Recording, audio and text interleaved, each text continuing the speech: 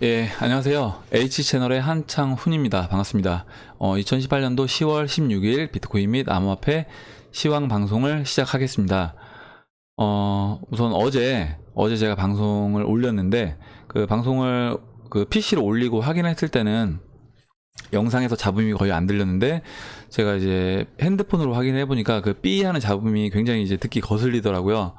근데 이제 알고 보니까 이제 마이크 케이블 문제였어요. 케이블 문제여서 일단 그 부분을 찾는데 오늘 시간이 오래 걸렸고, 그리고 어제 일단 그런 좀 듣기 거북한, 듣기 거슬리는 그런 영상을 들어주신 분들한테 일단 죄송하다는 말씀을 먼저 드리겠습니다. 네, 그러면 일단 오늘 그 주식시장에 있는 비덴트를 먼저 보고 방송을 시작하겠습니다. 일단 비덴트는 지금 4일 연속으로 양봉이 나왔습니다. 4일 연속으로 양봉이 나왔고, 제가 이제 어제 비트코인은 이제 먼저 삼각수렴 윗부분으로 돌파를 했기 때문에 비덴트도 이제 그렇게 이제 예상을 하긴 했는데, 일단 중요 라인을 돌파해 줘야 된다. 비덴트 그 중요 라인은 이제 11,300원이라고 말씀드렸고, 그 11,300원이 거의 이제 21선, 파란색으로 보이는 21선 과 이제 맞닿아 있습니다. 21선도 장중에 돌파를 하고, 그리고 초록색 61선까지 돌파를 하고 지금 마감을 했어요. 그래서 지금 비덴트 같은 경우는 굉장히 이제 좋은 흐름으로 바뀌었다라고 말씀을 드리겠습니다. 말씀을 드리겠어요. 그리고 그러면 이제 비트코인 시장을 보도록 하겠습니다. 비트코인은 3월 초부터 지금 10월까지 거의 7개월간 이렇게 이제 수렴을 했죠. 에너지가 이제 모이고, 이제 에너지가 발산할 타이밍이라고 했는데, 일단 위로 에너지가 발산이 됐죠. 에너지가 제가 이제 아래쪽보다는 위가 훨씬 확률이 계속 크다고 말씀을 드렸어요. 왜냐면 아래쪽으로는 에너지를 발산할 수 있는 그 공간 자체가 없다. 그래서 에너지를 이제 발산한다고 하면 위가 될 것이다 라고 이제 말씀을 드렸고, 어제 그 에너지 발산에 이제 시작이 됐는데, 이제 어제 이렇게 상승을 한 거에 대해서, 일단 어제 상승이 그 테더화가 급락이 나오면서 비트코인이 상승을 해서 시장에서 테더화 급락으로 인한 상승이어서 좀 더 지켜봐야 한다라는 시선들이 있었어요. 근데 제가 이제 어제 말씀드릴 때는 뭐라고 말씀을 드렸냐면, 일단 테더화가 어찌 됐든 간에 기술적으로 주요 라인들, 주요 추세선과 이동평균선, 120일 이동평균선, 그리고 200일 이동평균선을 장중에 우선 돌파를 다 해줬기 때문에 그게 더 사실 저는 어떻게 보면 중요하다. 테더화는 오히려 이런 상승 요인을 좀 뭔가 상쇄하기 위한 어떤 메이저의 연막 작전일 수도 있다. 저는 그렇게 보고 있어요. 그래서 이런 거죠. 야, 이거 상승한 거 아니야. 아직 진짜 상승 나온 거 아니야. 테더가 빠져서 일단 상승한 거야. 이렇게 사람들이 인식할 수 있게끔 저는 그런 차원으로 또 저는 봤습니다. 일단 비트코인 현재 이제 기술적으로 어떤 위치인가를 제가 그러면 볼게요. 보시면 비트코인 같은 경우는 현재 이제 어제 그 빨간색 추세선, 이 주요 추세선을 돌파를 하고, 그리고 121선, 검정색 121선까지 돌파가 된 다음에 봉이 마감이 됐습니다. 봉이 마감이 됐어요. 물론 이제 200일선은 넘지 못했죠. 200일선은 현재 7,200달러예요. 7,200달러 넘지 못했지만 주요 라인이었던 6,700달러는 넘어서 봉이 마감이 됐다. 그리고 현재는 일단 눌러준 상태에서 양봉, 윗꼬리가 약간 있긴 하지만 양봉이 나와 있는 흐름이다. 이렇게 말씀을 드리겠습니다. 보시면 일단 제가 이제 이평선에서 120일 이평선하고 200일 이평선이 굉장히 중요하다고 말씀드렸어요. 120일 이평선은 검정색, 200일은 이제 갈색인데요. 지금 이때는 이제 120일 이평선하고 200일 이평선이 모두 이제 내려오고 있었습니다. 내려오고 있었기 때문에 맞고 떨어질 확률이 훨씬 컸던 거예요. 훨씬 컸던 거고, 지금은 뭐냐면 이제는 120일 이평선하고 200일 이평선이 거의 누워있는 상태예요. 수평선으로 누워있는 상태이기 때문에 지금은 이제 돌파가 된다라고 하면 이 120일 이평선, 120일, 200일 이평선은 돌릴 수 있다. 그래서 이제 이평선을 정배열로 만들 수 있는 그런 이제 여건이 마련이 됐다. 예, 그래서 이제 돌파가 되고 한 차례 눌러주고 이제 상승으로 가면 딱 좋은 타이밍이 됐습니다. 예, 비트코인은 이렇게 보도록 할게요. 그리고 이제 오늘은 이제 이더리움 비트 차트를 좀 자세하게 설명을 드리려고 해요. 일단 이더리움 비트 차트고, 보시면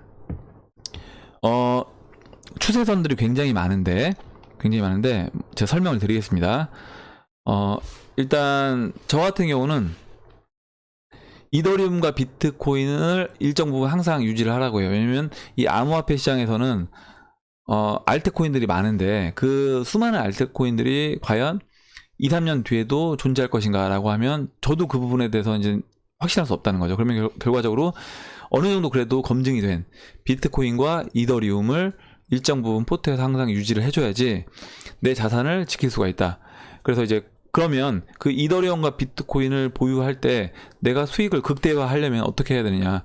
당연히 이더리움이 비트코인보다 상대적으로 비쌀 때는 이더리움을 매도해서 비트코인으로, 그리고 비트코인보다 이더리움이 상대적으로 쌀 때는 비트코인을 매도해서 이더리움으로 가져가는 게 코인 개수를 늘릴 수 있는 방법이겠죠. 그러면 그거를 어떻게 알 수 있을 것인가. 저 같은 경우는 일단 이때 그러니까 올해 초죠. 올해 초 1월 말 이때 제가 갖고 있던 이더리움을 다 비트코인으로 교체를 했습니다. 그래서 1비트가 12더 정도 됐을 때 다 교체를 했었고, 현재 이제 분할로 3차례 비트코인을 이더리움으로 교체를 해놓은 상태예요. 분할로 교체를 해놓은 상태고, 나머지 물량은 그러면 언제 교체를 할 것인가, 그 부분을 이제 오늘 설명을 드릴게요.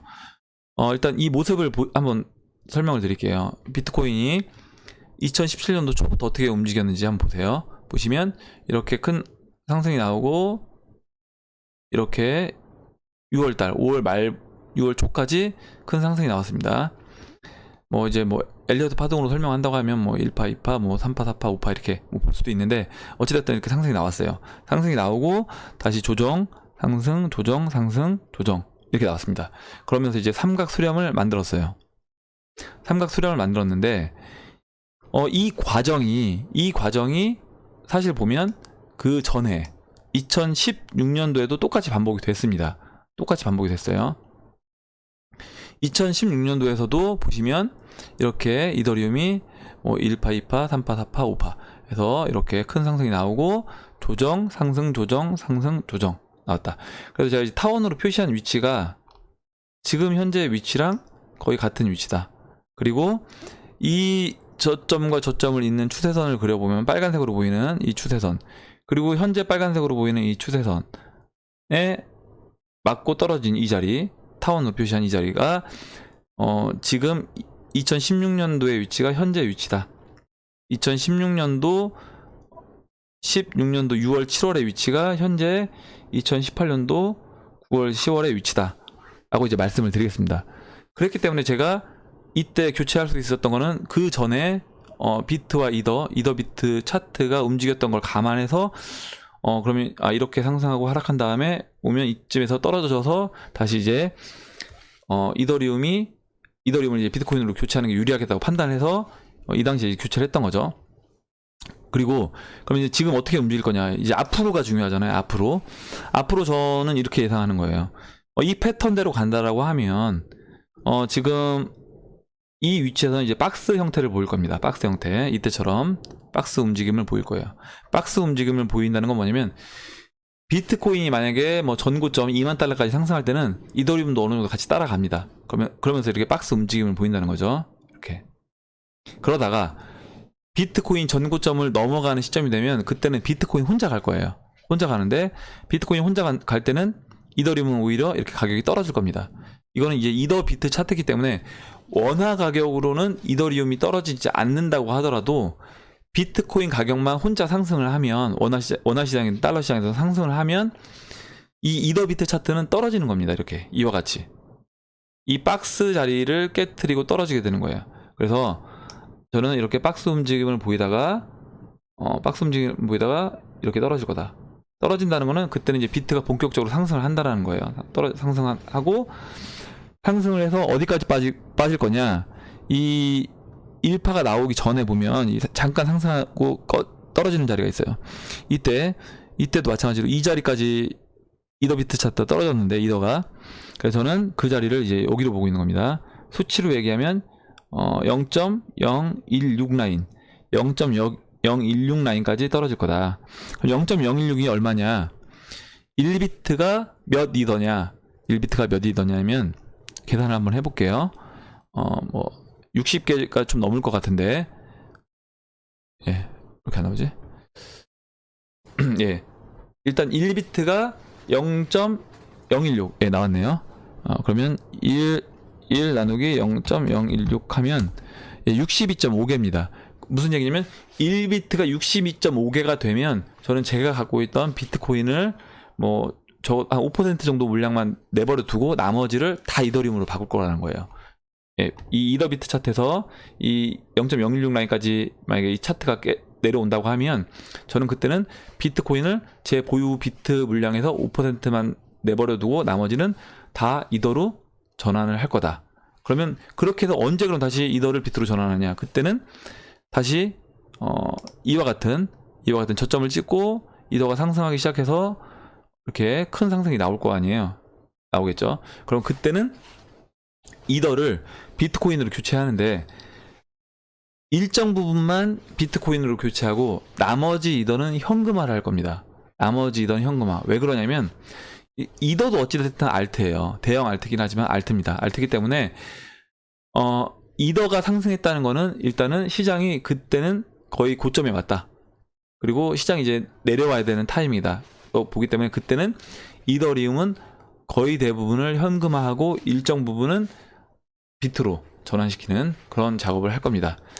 예, 이 부분은 사실 뭐 제가 이제 제 예시를 드린 거지만 여러분들도 여러분들 포트폴리오가 있을 거예요. 여러분들 포트폴리오가 있고 여러분들 뭐 현금 자산이라든가 다른 자산들이 있으실 겁니다. 그러면 여러분들 상황에 맞게끔 포트폴리오를 구성하시고 이더리움과 비트코인을 적절하게 비중을 정하셔서 매매를 하셔야 되는 거예요.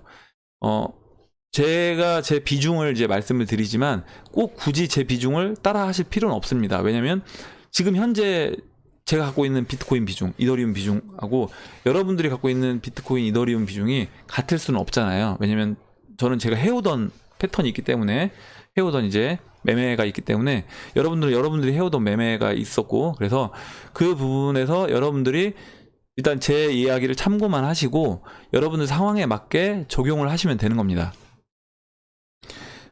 그래서 일단 이렇게 이더리움 비트코인을 오늘 좀 자세하게 설명을 드렸고 제가 이제 매매를 실질적으로 하게 되면 그때 매매를 할 때는 방송 통해서 매매를 할 때는 말씀을 드리겠습니다. 예, 그러면 이제 비트코인 캐시 볼게요. 비트코인 캐시 같은 경우는 지금 4시간 봉인데요. 비트코인 캐시는 먼저 이제 일봉을 보시면 일봉에서 이렇게 내려오다가 이 삼각 수렴을 돌파를 하고 크게 눌러줍니다. 오히려 이 저점을 이탈하면서 눌러주다가 잠깐 반등 나오고 이 라인을 돌파 못하죠. 맞고 떨어지고 그 다음에 장대 양봉이 나옵니다. 근데 이제 이게 4시간 봉하고 제가 똑같다고 말씀드렸잖아요. 4시간 봉도 수렴하다가 돌파하고 크게 눌러주고 지금 같은 패턴이에요. 똑같이 하고 못 올라갔습니다. 못 올라갔는데 여기서 그러면 일봉에서 다시 한번 보시면 일봉에서 이렇게 그려주다가 보시면 이 15일 이평선 올라온 상태에서 걸쳐놓은 상태에서 장대 양봉이 나오면서 돌파를 합니다. 그래서 4시간 봉 보시면 지금 이 15이평선이 내려왔잖아요. 그래서 비트코인 캐시는 만약에 물론 그렇게 똑같이 흘러간다는 보장은 없지만 지금 패턴이 일봉 패턴과 같은 패턴으로 움직이고 있기 때문에 이 비트코인 캐시를 끌고 가는 메이저가 동일한 메이저가 계속 움직이고 있다고 하면 그 패턴을 그대로 쓰고 있는 거예요. 지금 그 메이저 세력이. 그래서 조만간에 비트코인 캐시는 상승할 수 있는 그런 타이밍은 됐다. 그렇게 말씀을 드리겠습니다. 저 같은 경우 그래서 비트코인 캐시를 사실 오늘 조금 더 그러니까 비트 갖고 있던 물량에서 조금 더 바꿨어요. 비트코인 캐시를 조금 더 바꿨습니다. 그리고 이제 리플을 설명을 드릴게요. 리플 일봉인데요. 보시면 리플은 이렇게 상승을 하다가 이 상승 추세선을 깨고 내려온 다음에 이 하락 채널에서 움직였고 이 상단 박스 그리고 하단 박스까지 내려온 상태에서 일봉에서 보시면 50일 이평선을 해서 반등이 나왔고 지금 15일 이평선 맞고 떨어진 상태입니다. 4시간 봉을 보시면 제가 이제 어제 뭐라고 말씀을 드렸냐면 이 채널 하락 채널을 돌파하면서 이 저점 저항으로 작용하는 이 저점을 일단 어찌됐든 안착은 못했지만 장중에 2번 돌파를 했기 때문에, 그리고 어제 세 번째 돌파한 거다. 그래서 조만간에 상단부 박스권으로 리플은 올라갈 확률이 높다라고 말씀드렸고, 실제로 이제 올라온 상태입니다. 올라온 상태고, 다시 한번 일봉을 보시면 지금 이 15이평선 맞고 떨어졌는데 15이평선을 넘어가주면 리플 같은 경우는 이제 이 박스에서 움직일 확률이 높아요. 이 박스. 그럼 어떤 움직임이 보일 수 있느냐, 이렇게 되겠죠. 15이평선이 이제 올라가면서 이렇게 반등이 그 51선을 만나기 전에, 51이평선을 만나기 전에 15일이평선이 돌아나가는 모습이 보여준다고 하면 리플은 이제 가장 나이스한, 다시 상승으로 갈 수 있는 가장 나이스한 이제 모습이 되겠다라고 이제 정리를 해드리겠습니다.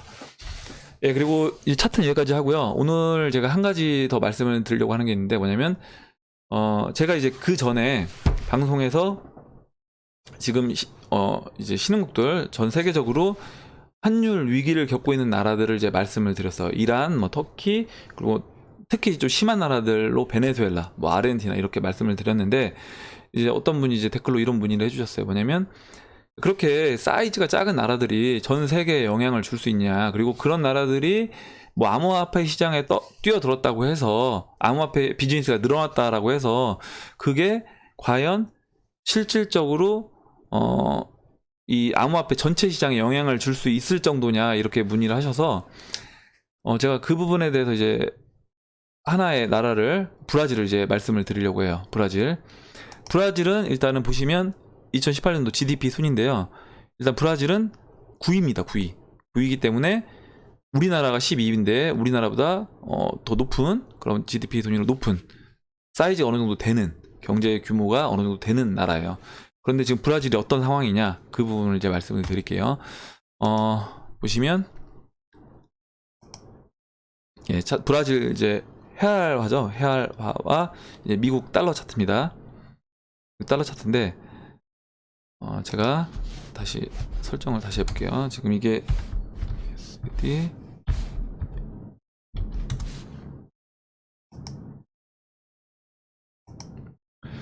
보시면 지금 이제 헤알화 같은 경우는 2008년도 금융위기 이후에 움직임이 어떤지 이제 보시면 될 것 같아요. 2008년도 금융위기 이후에 헤알화의 움직임이 어떤가 보시면 되겠습니다. 예, 제가 월봉으로 이제 설명을 드릴게요. 보시면 이제 2008년도죠. 2008년도 달러 대 브라질 헤알화입니다. 그래서 이렇게 올라갔다는 얘기는 뭐냐면 분자에 있는 달러의 가치가 올라갔거나 결국에 헤알화, 분모에 있는 헤알화 가치가 떨어진 거예요. 그래서 이거는 지금 헤알화 약세라는 겁니다. 지금 2008년도 상승 잠깐 했다가 2010년도부터 해서 11년도부터 해서 헤알화 가치가 떨어지기 시작한 거예요. 떨어지기 시작해서 지금 고점을 찍고 떨어졌다가 헤알화 가치가 잠깐 올라갔다가 다시 지금 달러 가치가 올라가고 있는 추세입니다. 보시면 전 고점이었던 자리 그 1달러 3.76 헤알화인데 이 라인을 돌파가 됐어요. 지금 16년도에 돌파가 됐고 지금 다시 돌파가 됐습니다. 돌파가 된 상태에서 눌러주고 있는 상황이기 때문에 여기서 이제 다시 이렇게 반등이 나온다고 하면 브라질 같은 경우는 분명히 이제 환율 부분에서 어려움을 겪을 수밖에 없는 상황이다. 그리고 미국이 올해 말 그리고 내년에 세 차례 금리 인상을 하겠다고 했기 때문에 브라질 같은 경우는 환율에서 이제 안전하지 못한 그런 상황으로 갈 수 있다. 예, 이렇게 말씀을 드리겠습니다. 왜냐면 이게 1.5에서 지금 3.7이기 때문에 거의 2배 이상 상승한 거예요. 원화가 만약에 여러분들 생각해 보세요. 원화가 1,000원에서 지금 2,000원이 넘어갔다고 생각해 보세요. 2,300~400원 됐다고 하면 우리가 이제 체감하는 이 느낌은 장난이 아닐 겁니다. 그렇기 때문에 브라질도 현재 그런 상황이다 라고 말씀을 드리고, 브라질 정도 되는 지금 GDP 9위가 되는 나라가 영향을 받는다고 하면 이거는 뭐 베네수엘라든가 아르헨티나랑은 얘기가 다르다 이렇게 말씀을 드릴 수가 있겠고, 제가 기사 하나 보여드릴게요. 2018년도 10월 11일 기사인데 브라질 증권위원회 펀드 매니저 암호화폐 관련 자산 투자를 허용했다는 기사예요. 보시면 브라질 증권위원회가 라틴 아메리카 지역 비즈니스 전문 온라인 미디어 BN 아메리카스에 따르면 최근 브라질 증권위원회가 펀드 매니저들의 해외 소재 암호화폐와 연결되어 있는 특정 자산 투자를 허용한다. 근데 이제 기준을 정했어요. 뭐냐면 ICO 프로젝트 6가지 판단 기준을 제시했습니다. 그래서 6가지 기본 원칙을 아래와 같이 제시했다. 이렇게 다 읽기는 거고 이제 1위부터 이렇게 6위까지 6가지를 정해서 이 기준에 이제 부합한 ICO 프로젝트는 이제 참여할 수 있게끔 이렇게 제시를 했습니다. 그래서 브라질 같은 경우는 실제적으로 환율 위험을 겪고 있고 이런 암호화폐 시장을 지금 받아들이려고 하고 있어요. 그리고 제가 얼마 전에 기사에서 말씀드렸던 게 뭐였냐면 브라질 같은 경우는 지금 증권시장 인구보다 암호화폐 시장 인구가 거의 5배 정도 제가 많았던 기억이 있거든요. 뭐 브라질 증권시장에 60만 명이라고 하면 암호화폐 시장은 뭐 300만 명이 넘는 그런 식으로 암호화폐를 지금 더 적극적으로 사람들이 찾고 있는 그런 상황이다 라고 이제 말씀을 드리겠습니다. 예, 오늘은 제가 이제 이렇게 답변을 마무리로 해서 방송을 이제 정리를 하겠습니다. 2018년도 10월 16일 비트코인 및 암호화폐 시황 방송을 마치도록 하겠습니다. 도움이 되셨다면 좋아요와 구독 버튼 그리고 알림종 버튼을 눌러주세요. 감사합니다.